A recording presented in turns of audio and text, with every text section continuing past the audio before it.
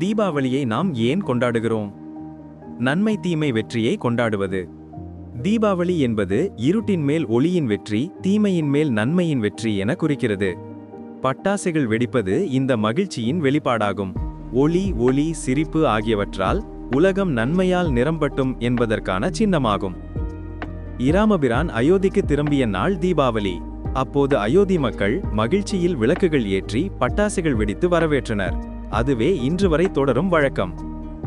புதிய தொடக்கம், தீய ஆற்றலை விரட்டுவது. பட்டாசுகளின் ஒலி மற்றும் புகை பழமையாக தீய ஆவிகள், கொசு, கிருமிகளை விரட்டும் என்று நம்பப்பட்டது. இதனால் வீடு, தெரு ஆகியவை சுத்தமாகவும் பாதுகாப்பாகவும் இருக்கும் என்று மக்கள் கருதினர். மகிழ்ச்சி, ஒன்றிணைவு, ஒளியின் பண்டிகை. தீபாவளி என்பது ஒளி, ஒற்றுமை, மகிழ்ச்சி கொண்ட பண்டிகை.